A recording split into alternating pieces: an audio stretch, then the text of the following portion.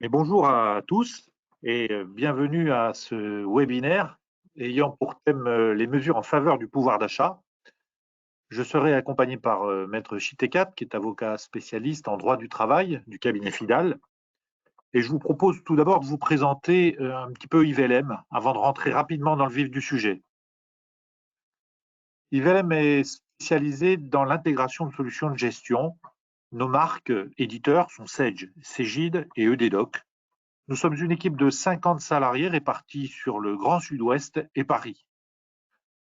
Nos domaines de compétences sont aussi bien la gestion commerciale que la paye, la comptabilité, le reporting, la communication bancaire. Et nous accompagnons un peu plus de 1000 clients sur le territoire autour de ces différents logiciels. Le cabinet Fidal a 4 même d'ailleurs, chiffres importants. Déjà, c'est un cabinet centenaire puisqu'il est né en 1922. On va lui souhaiter un bon anniversaire pour cette année. 90 bureaux en France, avec un peu plus de 1300 avocats, juristes et consultants répartis sur donc tout le territoire. Et donc, je passe la main à Maître Chitekat qui va nous donner un peu plus d'informations vis-à-vis du sujet du jour.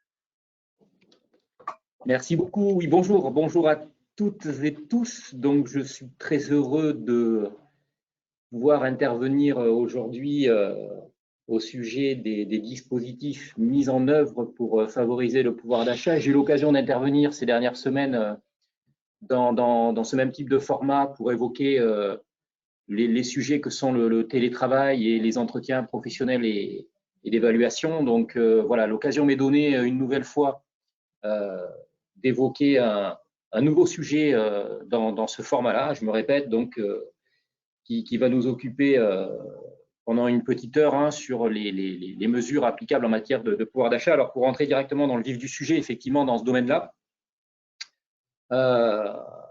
je ne vais rien vous apprendre probablement, mais on a une loi qui porte mesures d'urgence pour la protection du pouvoir d'achat qui a été publiée au journal officiel le 17 août 2022 et qui a été complétée par certaines dispositions de la loi de finances rectificative de la même date.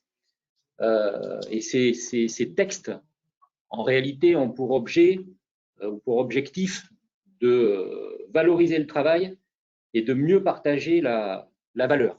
C'est un petit peu l'objectif affiché par à la fois donc la loi sur le pouvoir d'achat et la loi de finances rectificative publiée au mois d'août 2022. Donc, dans le cadre de mon intervention ce jour, je vais évoquer certaines mesures un peu plus emblématiques peut-être de ces textes qui sont destinés à favoriser le pouvoir d'achat. Donc, on va évoquer successivement la prime de partage de la valeur, anciennement PEPA, les dispositifs destinés à favoriser la mise en place de l'intéressement et on évoquera le sujet du déblocage de l'épargne salariale au sens large. On traitera également de l'exonération des heures supplémentaires et des deux dispositifs qui sont mis en place par les deux textes dont on a parlé, la loi pouvoir d'achat et la loi de finances rectificative. On évoquera ensuite le sujet de la monétisation des jours de repos qui a été évoqué à différentes reprises dans les médias par rapport à ces dispositifs pouvoir d'achat.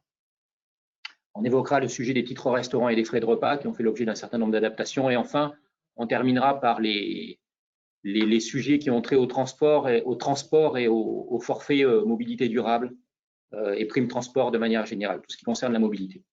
Voilà, donc pour rentrer directement dans le vif du sujet. Je me permets juste de rajouter que de manière que ce soit interactif, n'hésitez pas à utiliser le chat pour poser vos questions tout au long de la présentation. Oui, nous y répondrons à l'issue de celle-ci, il n'y a pas de problème. N'hésitez pas. Merci, je vous dérange plus. Oui. On tentera d'y répondre, bien sûr, avec plaisir.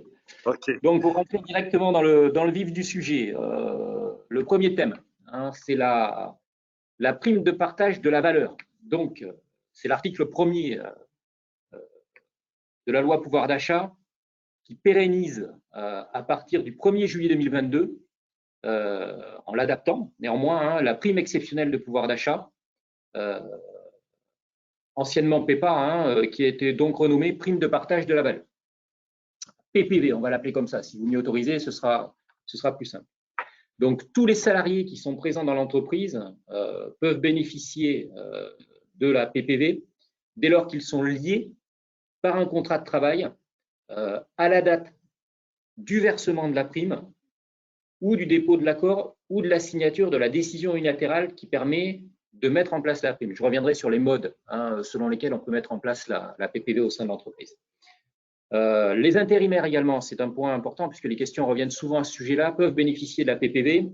En effet, la loi pouvoir d'achat précise, et c'est important, que lorsqu'une entreprise utilisatrice de travailleurs temporaires attribue la PPV à ses salariés, elle doit en informer sans délai, nous dit le texte, l'entreprise de travail temporaire, dont relève le salarié mis à disposition, et l'entreprise de travail temporaire, à son tour, doit informer sans délai son CSE s'il existe de l'opération en question, et elle doit verser la PPV aux intérimaires mis à disposition selon les conditions et modalités fixées par l'accord ou la décision unilatérale applicable au sein de l'entreprise utilisatrice. D'accord? C'est important, donc il y a des mécaniques à respecter par rapport aux salariés intérimaires qui travaillent au sein de l'entreprise utilisatrice dès lors que l'entreprise utilisatrice met en place la PPV. Et cette prime, versée de cette manière, bénéficie des mêmes exonérations sociales et fiscales que celles versées par l'entreprise utilisatrice à ses propres salariés. D'accord? Donc ça, c'est un point important. La PPV, donc j'en ai dit un mot il y a un instant, elle peut être mise en place au sein de l'entreprise par accord collectif d'entreprise, d'accord, qui est conclu selon les modalités qui sont prévues pour les accords d'intéressement, par exemple par un accord conclu au sein du CSE, par un accord collectif de travail conclu entre l'employeur et les représentants d'organisations syndicales représentatives, à la suite de la ratification à la majorité des 2/3 du personnel d'un projet d'accord proposé par le chef d'entreprise, donc les mécaniques habituelles en matière de signature de contrat d'intéressement ou de participation, mais également par le biais d'une décision unilatérale. Et c'est très souvent par l'intermédiaire d'une décision unilatérale de l'employeur, une DUE, que la prime est mise en place. Et dans ce schéma de mise en place par décision unilatérale, l'employeur doit consulter au préalable le CSE. D'accord? Voilà de quelle manière on peut mettre en place la PPV. J'essaierai de répondre aux questions posées, mais peut-être à la fin de mon intervention, ce sera plus simple pour éviter de hacher peut-être l'intervention. L'accord ou la DUE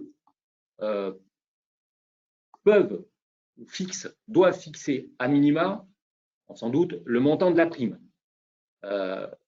L'accord ou la DUE, toujours pareil, peuvent déterminer, le cas échéant, le niveau maximal de rémunération des salariés éligibles et les conditions de modulation du niveau de la prime selon les bénéficiaires. Donc ça, ce sont des éléments qui doivent apparaître dans la DUE ou dans l'accord. Je dis un mot du montant de la prime. Évidemment, c'est un sujet important. Pour bénéficier intégralement du régime social et fiscal de faveur, dont je vais dire un mot dans un instant, la PPV ne doit pas dépasser 3 000 € par année civile et par bénéficiaire. C'est le plafond qui a été fixé par la loi pouvoir d'achat. Mais ce plafond d'exonération, il est porté à 6 000 € pour d'abord les entreprises qui sont soumises à l'obligation de mettre en place de la participation, c'est-à-dire de manière assez synthétique les entreprises de plus de 50 salariés, et qui ont mis en œuvre à la date de versement de la PPV ou qui ont conclu au titre du même exercice que celui du versement de la prime un dispositif d'intéressement. Deuxième hypothèse, les entreprises non tenues de mettre en place la participation, cette fois-ci, donc de manière là encore synthétique, les entreprises de moins de 50, dès lors qu'elles ont mis en œuvre à la date du versement de la PPV ou qu'elles ont conclu au titre du même exercice que celui du versement de la prime un dispositif d'intéressement ou de participation. Parce que là, on a affaire à des entreprises de moins de 50, donc ils ne sont pas assujettis obligatoirement à la participation. D'accord? Donc, dans ces entreprises-là, dans cette typologie d'entreprises-là, le plafond d'exonération passe de 3 000 à 6 000 €. Alors, ce sur quoi je souhaite insister, c'est sur le fait que le montant de la prime, il est librement déterminé et qu'il n'est pas limité à 3 000 € par bénéficiaire et par année civile ou 6 000 € lorsque les conditions que j'ai évoquées sont réunies. Donc, on peut verser une prime d'un montant supérieur ou inférieur à ces montants. Par contre, évidemment, les avantages sociaux et fiscaux qui sont attachés à la PPV ne seront accordés que dans l'une ou l'autre de ces limites. C'est deux choses différentes, le montant de la prime et les exonérations. D'accord? On peut également, nous dit le texte, c'était déjà le cas avec la PEPA ancienne mouture, pour l'essentiel, moduler le montant de la PPV selon les bénéficiaires en fonction de 5 critères qui sont limitativement énumérés par le texte.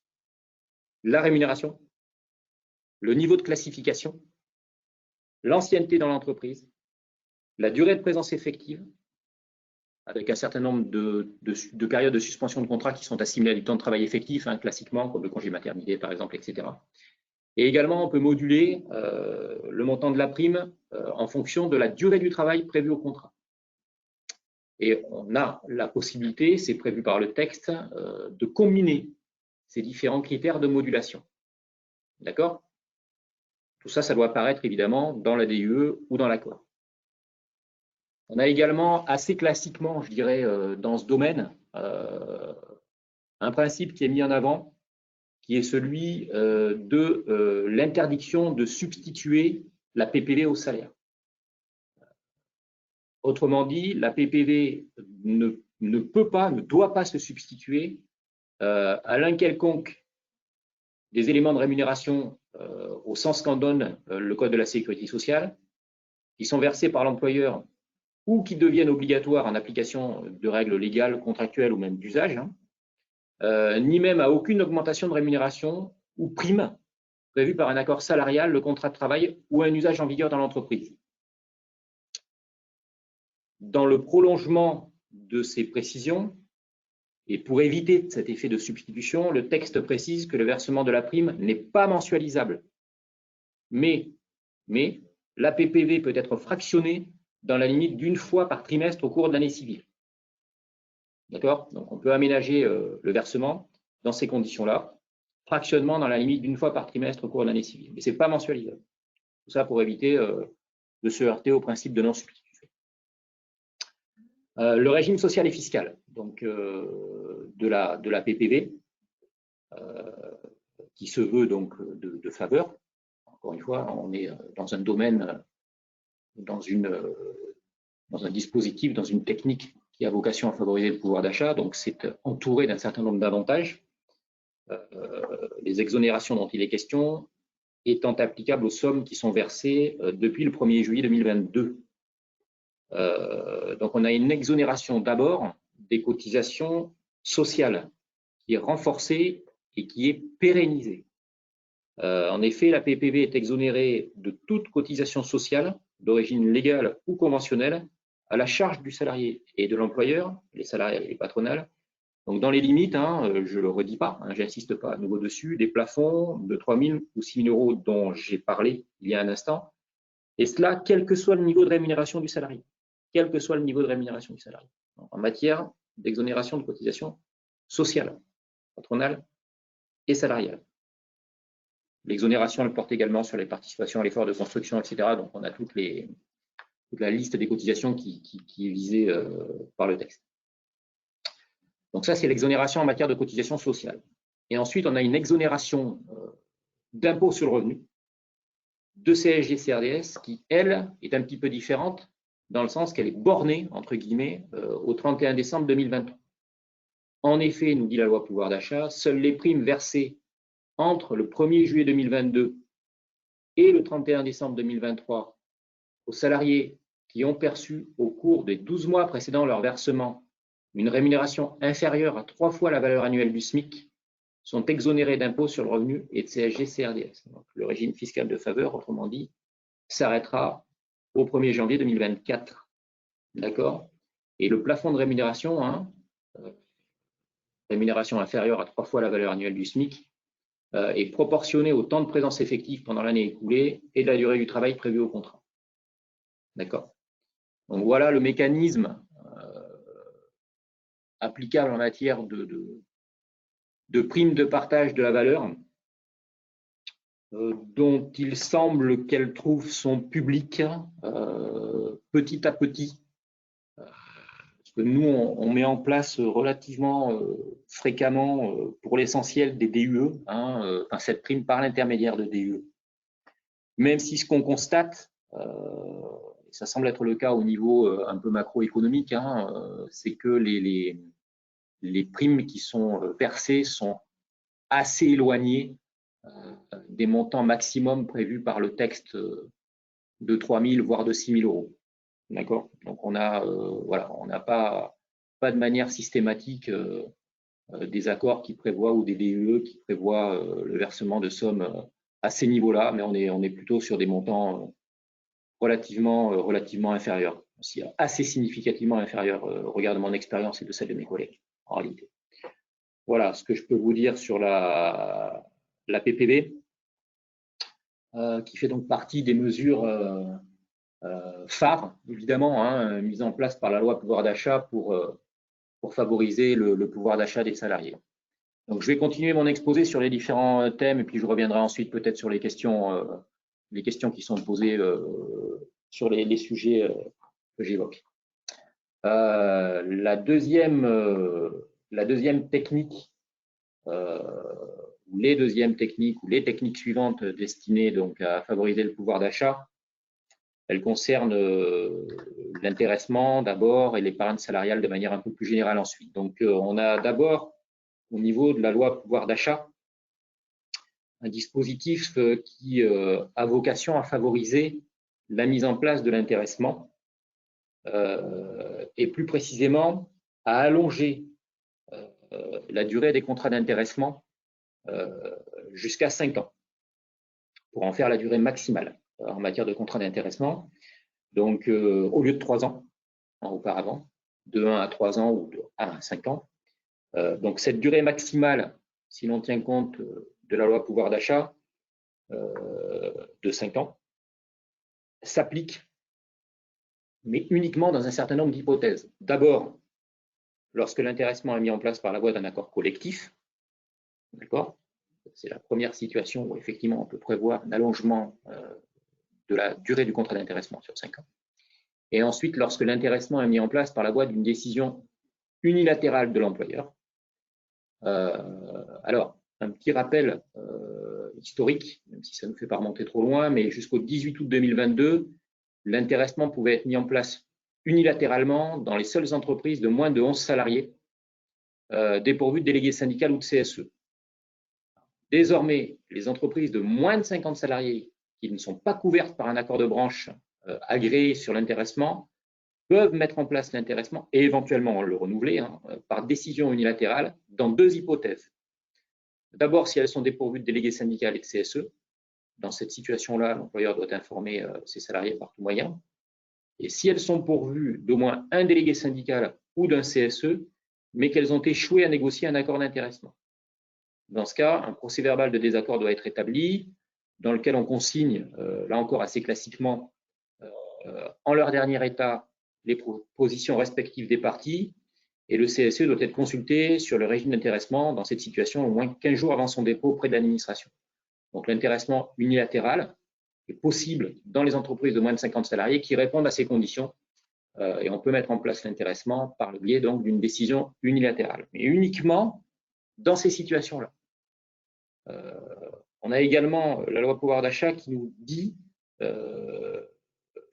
qu'à compter au demeurant du 1er janvier 2023, on attend des petites précisions à ce sujet-là. Seront mises en place des procédures en fait dématérialisées de rédaction des accords d'intéressement sur un site dédié du ministère du Travail, de l'URSSAF, plus précisément pas du ministère du Travail, de l'URSSAF, qui permettra de générer, nous dit-on, des accords ou des décisions unilatérales type dont le contenu sera construit pour être conforme aux textes légaux en vigueur. Voilà. Ce qu'on peut dire par rapport à ça, donc une volonté effectivement peut-être d'inscrire les accords d'intéressement dans certaines circonstances du moins, pas dans toutes, sur une durée un petit peu plus significative que les durées maximales, que la durée maximale de 3 ans qui s'applique sur le principe dans ce domaine-là, sachant, je leur ai dit qu'on peut négocier des accords d'intéressement maintenant de 1 à 3 ans ou de 1 à 5 ans. On est en matière de durée maximale, s'agissant des 3 ans ou des 5 ans. On a un autre dispositif qui a été très médiatisé également. C'est le sujet du déblocage anticipé de l'épargne salariale. Toujours par la loi pouvoir d'achat. Pour l'instant, tous ces éléments-là ressortent de la loi pouvoir d'achat et pas encore de la loi de finances rectificative. Donc, la loi pouvoir d'achat, dans ce domaine-là, elle permet aux salariés jusqu'au 31 décembre 2022, hein, c'est borné, je vais utiliser l'expression, on utilise beaucoup cette expression, c'est borné, comme les exonérations fiscales attachées à la PPV. Hein. Donc, c'est borné au 31 décembre 2022. Et jusqu'à cette date, hein, on autorise donc le déblocage des sommes issues de la participation et de l'intéressement, sans attendre l'expiration des délais d'indisponibilité de droit commun de 5 ou de 8 ans. D'accord ? Tous les salariés bénéficient de ce dispositif de déblocage exceptionnel dès lors que leur participation ou leur intéressement ont été investis avant le 1er janvier 2022, quelle que soit la nature de leur contrat de travail. Et c'est la même chose pour les anciens salariés. Toutes les entreprises qui ont mis en place un régime de participation sont également concernées par cette mesure. Et c'est la même chose pour les entreprises qui ont mis en place un accord d'intéressement et un plan d'épargne salariale couplé. Autrement dit, le déblocage anticipé dont il est question, hein, prévu par la loi pouvoir d'achat, concerne les droits et les sommes issues de la participation et ou de l'intéressement, sauf limitation ou exclusion, je vais en dire un mot, qui sont affectés sur un plan d'épargne salariale avant le 1er janvier 2022. Voilà les principes. Alors, il n'y a pas de nécessité dans ce domaine-là de prévoir un accord spécifique comme on doit prévoir un accord spécifique ou une DUE en matière de PPV, puisque c'est de droit. Je vais y revenir dans un instant, mais on a un certain nombre d'exceptions que je ne vais pas énumérer ici. Elles ne sont pas tellement nombreuses, mais on ne va pas les énumérer, il n'y a pas grand intérêt. Mais sachez-le, on a un certain nombre d'exceptions où la signature préalable d'un accord collectif s'impose. C'est par exemple, j'ai extrait une hypothèse pour bien vous montrer que c'est un peu atypique. Hein. C'est par exemple lorsque l'accord de participation ou le règlement du plan d'épargne prévoit l'acquisition de titres de l'entreprise, ou ça concerne un accord de participation mis en place au sein des sociétés coopératives de production, les SCOP. D'accord ? Donc, dans certaines typologies de situations, hein, certaines situations, plus simplement, on doit mettre en place un accord, mais ce n'est pas le principe. Ce sont des exceptions. D'accord ? Dans ce domaine, l'employeur doit informer les bénéficiaires des droits dérogatoires donc, qui sont créés par la loi pouvoir d'achat, alors dans un délai de 2 mois à compter de la promulgation de la loi. Alors ça, c'était, on arrive un peu après la guerre, là au moment où je parle, c'était avant le 16 octobre 2022. On devait faire cette information donc par tout moyen, en précisant par courrier, hein, courrier remis en main propre ou courrier recommandé, hein, ou par mail, bon, par l'intranet.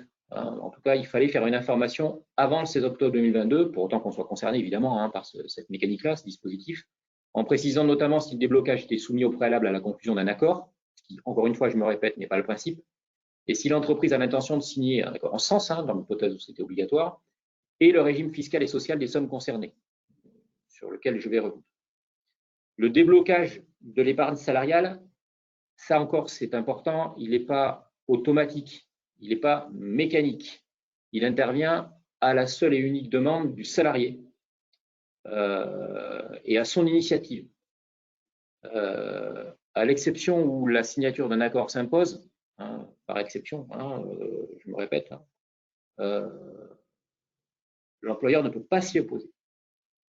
Le déblocage exceptionnel, il est de droit. D'accord ? La demande du salarié doit intervenir au plus tard le 31 décembre 2022. Elle peut être réalisée sur tout support proposé par le gestionnaire du dispositif ou sur papier libre. Elle doit indiquer le montant à débloquer et préciser les supports d'investissement que le bénéficiaire souhaite liquider en priorité, sauf si ses avoirs n'excèdent pas le plafond global de 10 000 euros. Puisque les sommes débloquées ne peuvent pas en effet excéder un plafond global de 10 000 euros. Ça, c'est le principe. Net de prélèvements sociaux. Également un point important, le déblocage demandé par le salarié doit être réalisé en une seule fois. En une seule fois. Il doit avoir lieu sur la période donc, qui s'est écoulée du 18 août au 31 décembre 2022. Alors, par exception, nous dit le texte, le déblocage peut être réalisé en janvier 2023, donc en début d'année 2023, si une demande a été formulée par le bénéficiaire à la fin de l'année 2022. Alors, ce qui est important également de se rappeler sur ce sujet du déblocage exceptionnel en matière d'épargne salariale, avant le 31 décembre 2022, c'est que ce déblocage, il est finalisé. Il est finalisé. Puisque, selon la loi, c'est l'article 5.1, le déblocage exceptionnel doit servir à financer l'achat d'un ou plusieurs biens ou la fourniture d'une ou de plusieurs prestations de services. D'accord? On a un certain nombre de précisions qui nous ont été données par les textes. Les sommes débloquées ne peuvent donc pas, par exemple, être réinvesties en biens immobiliers locatifs, en placements, en livrets, etc. Ils ne peuvent pas servir à la clôture d'un prêt par anticipation ou même au paiement des impôts. Par contre, on a eu des précisions. Alors, ces précisions-là, elles sont données en fait par, je vous le dis, vous pouvez peut-être vous reporter à la chose, c'est une foire aux questions, une FAQ du 13 septembre 2022. On procède beaucoup par ce biais-là, des FAQ ou des questions-réponses en fait sur des thématiques comme celle-là. Donc, dans la foire aux questions, la FAQ du 13 septembre 2022, on nous dit par exemple que le paiement des frais de scolarité entre dans le champ du dispositif de ce déblocage. Ce qui est intéressant également à souligner, c'est que le bénéficiaire qui a choisi de débloquer les sommes dont il est question n'a pas indiqué précisément lors de sa demande de déblocage l'usage qu'il compte faire des sommes concernées. Par contre, vous doutez bien qu'à un moment ou à un autre, il faut faire attention aux choses et il y a une contrepartie qui est demandée par l'administration. Il faut tenir à la disposition de l'administration fiscale les pièces justificatives qui attestent de l'usage conforme à la loi des sommes débloquées. Le délai de conservation des justificatifs est de 3 ans, ce qui correspond au délai de contrôle de droit commun de l'administration fiscale dans ce domaine-là. Par ailleurs, l'organisme gestionnaire ou à défaut l'employeur doit de son côté déclarer à l'administration fiscale le montant des sommes débloquées, bien qu'aucun délai ne soit fixé dans ce domaine-là par la loi.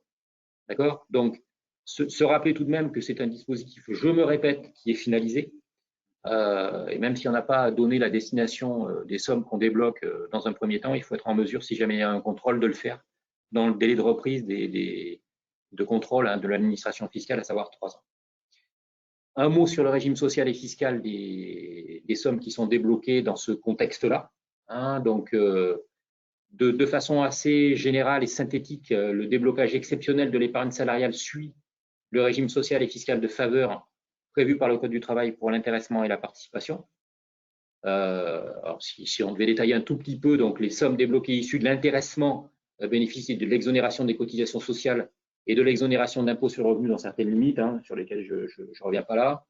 Et pour celles issues de la participation, s'applique également l'exclusion de l'assiette des cotisations sociales et l'exonération d'impôt sur le revenu. Voilà, donc on a un régime social et fiscal de faveur, là encore, par rapport à ce déblocage de l'épargne salariale, dans le but de favoriser, encore une fois, vous l'avez compris, on est toujours dans ce schéma-là, le pouvoir d'achat des salariés. Voilà ce que je peux dire sur cette thématique de l'intéressement et de l'épargne salariale au sens large. Un mot de mesure peut-être un petit peu plus technique, bien que les précédentes le soient déjà, mais en matière d'exonération d'heures supplémentaires. Alors en fait, on a un dispositif d'augmentation du plafond d'exonération d'impôt sur le revenu des heures complémentaires et supplémentaires et un dispositif de réduction des cotisations patronales sur les heures supplémentaires. Donc en fait, si on veut essayer d'être clair dans ce domaine-là, on a 2 mécanismes différents en réalité.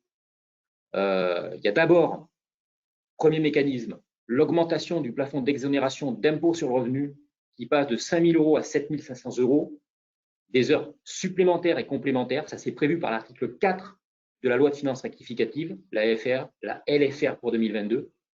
Donc, ce nouveau plafond, il est institué de manière pérenne et il vise les heures supplémentaires réalisées à partir du 1er janvier 2022.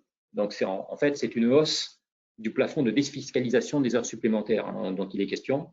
Alors, si je devais le reformuler un petit peu différemment, les rémunérations et majorations des heures supplémentaires complémentaires, des jours de repos auxquels le salarié au forfait jour a renoncé et des jours de RTT acquis du 1er janvier 2022 au 31 décembre 2025 auxquels le salarié a renoncé, ça c'est le renvoi au dispositif de monétisation des jours de repos dont je vais parler dans une seconde, sont exonérés d'impôt sur le revenu dans la limite de 7 500 € net par an, à compter du 1er janvier 2022. D'accord? Ça, c'est le premier dispositif. Je le répète, augmentation du plafond d'exonération d'impôt sur le revenu qui passe à 7 500 € au lieu de 5 000 et qui est prévu par la LFR. Ensuite, vous avez un second dispositif qui est prévu cette fois-ci par la loi pouvoir d'achat. C'est l'article 2 de la loi pouvoir d'achat qui met en place un nouveau dispositif de réduction de cotisations sociales patronales sur les heures supplémentaires, alors à destination des entreprises dont l'effectif est compris entre 20 et 249 salariés. Donc, ce dispositif précis prend la forme d'une déduction applicable sur la majoration de salaire au titre des heures supplémentaires réalisées à compter du 1er octobre 2022. Donc, la déduction s'appliquera aux heures supplémentaires effectuées par les salariés éligibles à la réduction générale des cotisations patronales. Elle ne s'applique pas aux heures complémentaires. Et le montant de la déduction forfaitaire des cotisations patronales sera de 0,50 par heure supplémentaire travaillée. Pour les salariés en forfait jour, la déduction sera égale à 7 fois ce montant pour chaque jour de repos auquel renonce le salarié au-delà de 218 jours. D'accord? Donc ça, c'est des mesures assez techniques en matière de déduction, enfin d'exonération, d'augmentation du plafond d'exonération d'impôt sur le revenu des heures supplémentaires et de réduction patronale sur les heures supplémentaires. Mais effectivement, ça a toujours le même but, qui est de favoriser le pouvoir d'achat des salariés concernés par l'accomplissement soit des heures supplémentaires, soit des heures complémentaires pour certains types de déductions, soit quand on a un salarié qui renonce à des jours de repos dans le cadre d'un forfait en jour, par exemple. Alors, si on poursuit sur ces éléments-là, on a un dispositif de monétisation des jours de repos. Alors, ça, c'est la loi de finances rectificative qui a prévu cette monétisation, puisque c'est l'article 5 qui précise le régime juridique de cette faculté qui est donnée aux salariés avec l'accord de l'employeur, de monétiser les RTT non pris. Cette possibilité, elle est là encore encadrée dans le temps, puisqu'elle est ouverte pour une période de 3 ans, du 1er janvier 2022 au 31 décembre 2025.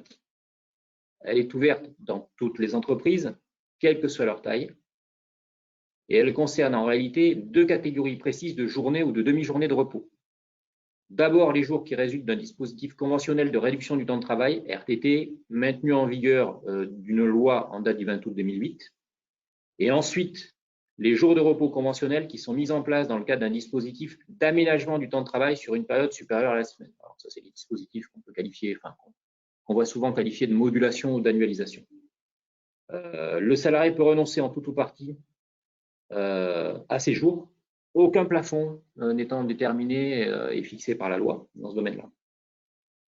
Alors, il y a des jours qui sont exclus, et notamment, j'en dis un mot, les salariés qui ont conclu une convention de forfait en jours ne peuvent pas, eux, convertir en rémunération tout ou partie de leur jour de repos dans le cadre de cet article 5 de la LFR pour 2022.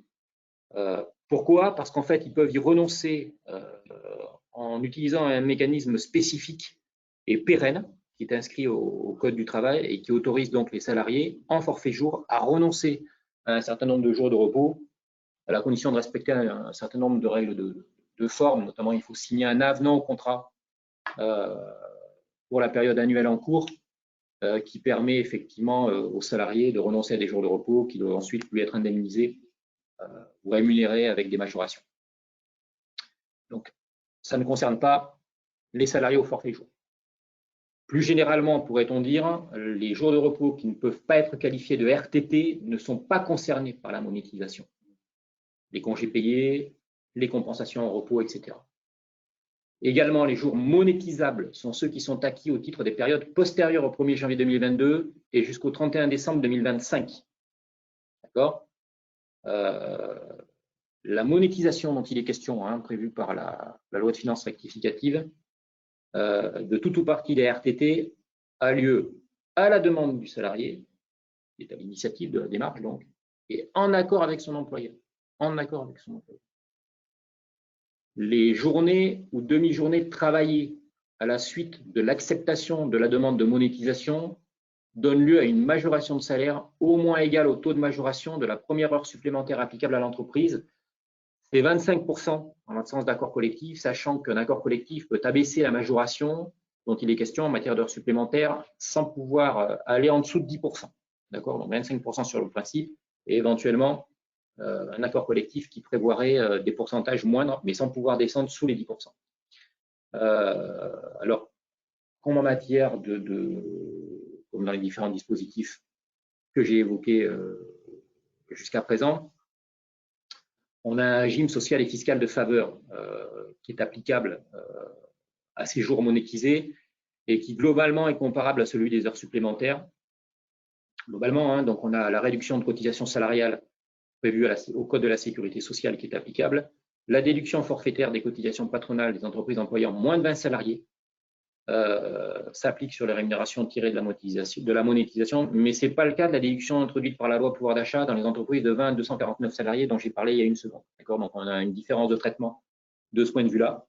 Et la rémunération des jours monétisés est exonérée d'impôt sur le revenu dans les conditions qui sont prévues par le Code général des impôts.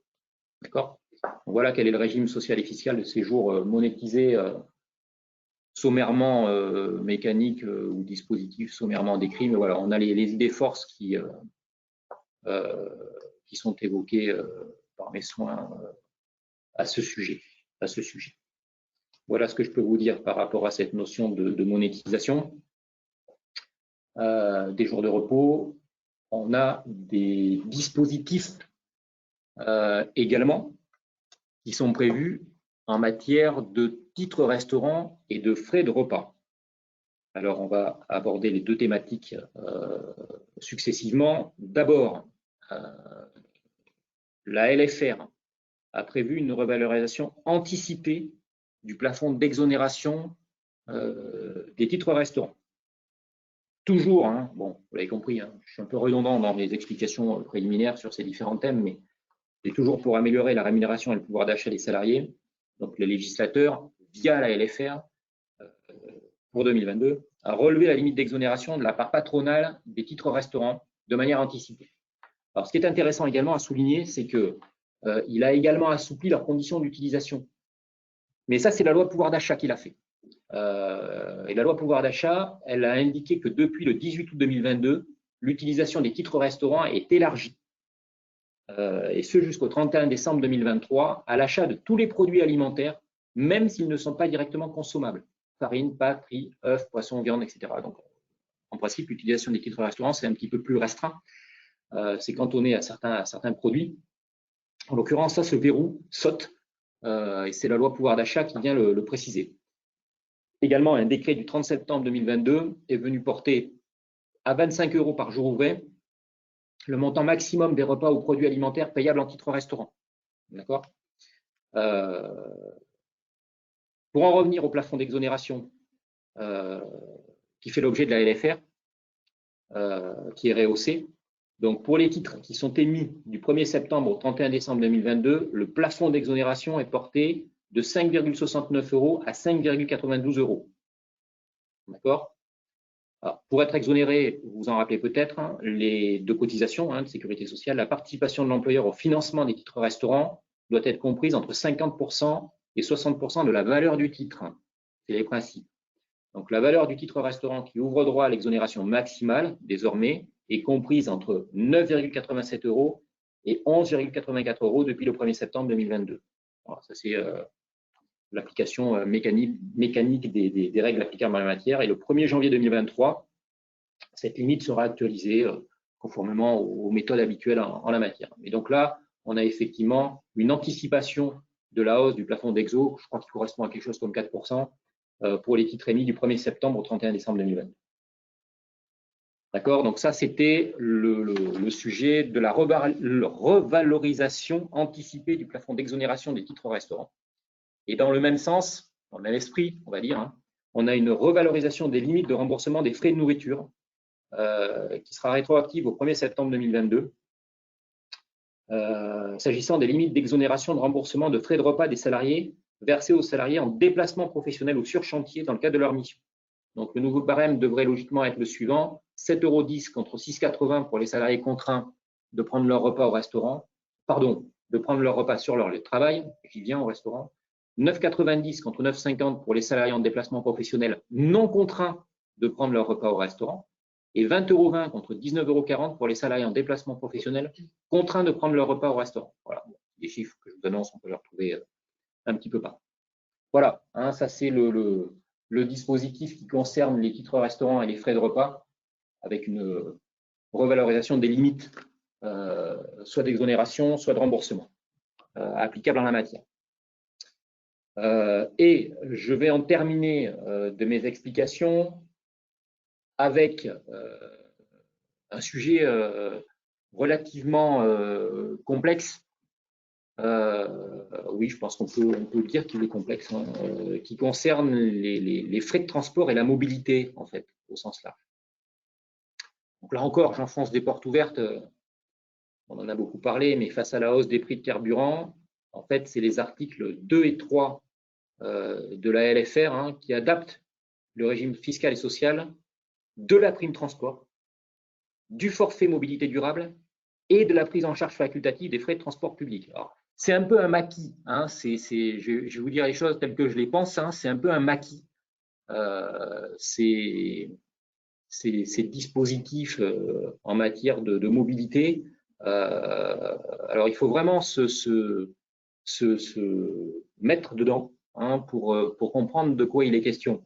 Parce qu'en fait, vous l'avez compris, on a trois grands types de mécanismes. Hein. On a la prime transport, le forfait mobilité durable, le FMD, et la prise en charge des frais de transport public. Voilà. Alors, on va essayer de faire le distinguo entre les différents items. La prime transport, d'abord, la prime transport. Alors, on a une adaptation temporaire par la LFR de la prime transport. Cette prime transport, c'est quoi, en fait? On va commencer par là, la définir. Elle permet à l'employeur, de manière, j'insiste, facultative, de prendre en charge tout ou partie des frais de carburant et des frais exposés pour l'alimentation de véhicules électriques, hybrides rechargeables ou hydrogène engagés par certains de ses salariés, notamment ceux qui résident dans une commune non desservie par les transports en commun, pour leur déplacement entre leur résidence habituelle et leur lieu de travail dans le cadre d'un régime social et fiscal favorable. D'accord? C'est ça la prime transport. Or, l'article 2 de la LFR étend le bénéfice de la prime et augmente les plafonds d'exonération qui lui sont applicables. D'abord, une extension des salariés éligibles à la prime transport pour les années 2022 et 2023. Donc, c'est temporaire. L'article 2 élargit, hein, vous l'avez compris, le champ d'application de la prime. Comment elle procède pour ça? En fait, elle supprime pendant cette période les conditions d'éligibilité inscrites au Code du travail, à savoir soit la résidence habituelle ou le lieu de travail est situé dans une commune non desservie par un service public de transport collectif régulier, ou un service privé mis en place par l'employeur, ou n'est pas inclus dans le périmètre d'un plan de mobilité obligatoire. Première hypothèse. Deuxième hypothèse, soit l'utilisation d'un véhicule personnel est rendue indispensable par des contraintes d'horaire de travail particuliers ne permettant pas d'emprunter un mode collectif de transport. Donc, ces contraintes sont supprimées pour 2022 et 2023. C'est en ça que le texte parle de extension des conditions d'extension du champ des salariés éligibles en supprimant les conditions d'éligibilité habituelles. Donc, ces contraintes sont supprimées. Néanmoins, certains salariés demeurent exclus de la prime. On parle toujours de la prime transport, hein. Notamment ceux qui bénéficient d'un véhicule mis à disposition permanente par l'employeur, avec prise en charge des dépenses de carburant ou d'alimentation électrique, c'est quand on a une voiture de fonction de service. Ou encore, ça concerne le salarié qui est logé dans des conditions qui excluent tout frais de transport pour se rendre au travail. Ça paraît logique. D'accord ? Les conditions de mise en place de cette prise en charge au titre de la prime transport sont toujours les mêmes, elles ne sont pas modifiées par la LFR. C'est celles qui sont prévues. Je vous donne la référence de texte à l'article L3261-4 du Code du travail. Donc, en fait, on détermine par accord d'entreprise, interentreprise de branche ou à défaut, par décision unilatérale, on y revient, de l'employeur, encore une DUE. Encore une fois, je vous l'ai dit, on procède beaucoup par l'intermédiaire de DUE pour mettre en place des mécanismes de cet ordre-là. Donc, on précise par ce biais-là le montant, les modalités et les critères d'attribution de la prime de transport. Pour cette prime transport, donc, on a donc, vous l'avez compris, un élargissement du champ des bénéficiaires et on a aussi une hausse du plafond d'exonération. D'accord ? 700 € désormais contre 500 € auparavant pour le plafond global d'exonération de la prime transport. C'est commun au forfait mobilité durable, je vais y revenir. Et 400 € au lieu de 200 € pour les frais de carburant engagés par les salariés pour leur déplacement professionnel. Pour leur déplacement domicile-travail, D'accord ? Donc, une hausse du plafond d'exonération applicable au niveau de la prime transport. Donc, on était sur cette thématique prime transport. D'accord ? Ensuite, on a une autre thématique, c'est le forfait mobilité durable, communément appelé FMD. Alors, le forfait mobilité durable, je vous rappelle sa définition. Le FMD permet à l'employeur de prendre en charge, là encore avec un régime social et fiscal de faveur, tout ou partie des frais engagés par ses salariés se déplaçant entre leur résidence habituelle et leur lieu de travail. Alors après, il y a toute une série de dispositifs, soit avec leur cycle à pédalage assisté personnel, vélo et vélo électrique personnel, soit avec leur engin de déplacement personnel motorisé, soit en tant que conducteur ou passager en covoiturage, soit en transport public de personnes à l'exception des frais d'abonnement, de certains frais d'abonnement, soit à l'aide d'autres services de mobilité partagée. D'accord ? Donc, le forfait mobilité durable vise un certain nombre de modes de transport qu'il énumère et qui ne sont pas identiques des modes de transport qui sont visés par la prime de transport. Or, le plafond d'exonération de cotisations et de contributions sociales et d'impôt sur le revenu du forfait mobilité durable passe également en 2022 et 2023 de 500 à 700 €.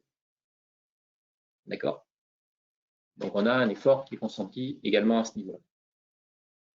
Et je dis un mot du troisième, comment je pourrais qualifier ça, du troisième groupe, en fait, prime transport, FMD. Ensuite, on a les frais de transport public. Donc, on a également, au niveau de la LFR, une exonération de la prise en charge facultative des frais de transport public. Alors, on a, je vous le rappelle, une prise en charge obligatoire par l'employeur, obligatoire, je dis bien, de 50% des frais de transport public ou de services publics de location de vélo qui bénéficient d'exonération de cotisations et de contributions sociales. L'article 2 de la LFR, là on est vraiment en matière de LFR, c'est la loi de finances rectificative qui le prévoit, c'est plus la loi pouvoir d'achat. L'article 2 de la LFR étend pour les années 2022 et 2023 les avantages fiscaux et sociaux attachés à la prise en charge obligatoire par l'employeur à la prise en charge facultative au-delà de 50% de ces frais dans la limite de 25% du prix des titres d'abonnement.